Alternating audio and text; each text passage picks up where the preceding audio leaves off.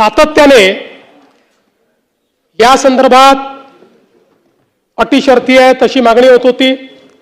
आज जवळपास आमच्या रणधीर सावरकरांच्या नेतृत्वात महायुतीचे सर्व आमदार मला भेटले आणि त्यांनी सगळ्यांनी मागणी केली की ही 50,000ची अट तुम्ही काढून टाका। त्यावेळी त्यांनाही मी आकडेवारी दाखवली। मी त्यांना सांगितलं की अट काढल्याने आमच्यावर 3-4 हजार कोटीचा भुर्दंड येईल, फार येईल असं नाही, 4,000 कोटीचा येईल, 5,000 कोटीचा येईल, पण शिस्तीचा भाग म्हणून ही आणलेली आहे। मी त्यांना दाखवलं की समजा 1 लाखापर्यंत नेली तर 2 लाख शेतकरी असे राहतात की ज्यांच्यावर त्या ठिकाणी त्यांना याचा फायदा मिळत नाही। पण तरी देखील सगळ्यांचं मत होतं की 2 लाख शेतकरी का सोडता।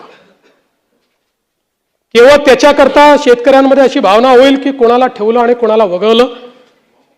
त्यामुळे मी आर्थिक शिस्त सांगत होतो आणि ते लोक मला हे सांगत होते की आपण व्यापक विचार केला पाहिजे आणि शेवटी लोकशाही आहे, त्यामुळे लोकशाहीमध्ये त्यांचा व्यापक विचार मी मान्य केला। आणि आता हे जे महात्मा फुले कर्जमाफी योजनेतले जे लोक होते ज्यांना 50,000 रुपयापर्यंत आपण म्हटलं होतं त्यांनाही 2 लाखापर्यंत कर्जमाफी झाली। आणि त्यासोबत 26-27चा जो नियम आहे तोही वगळण्यात येईल। आता आपल्याकडे तर सगळं आहेच, 26 मध्ये कोणी कोणी पैसे भरले आहेत जसे यांनी सांगितलं 95% लोकांनी पैसे भरले।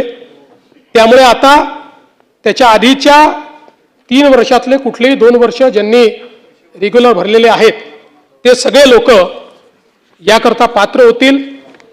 पुन्हा सांगतो, पहिल्यांदा राज्य सरकारने हा निर्णय घेतलाय, यापूर्वी कधीही असा निर्णय झालेला नाही।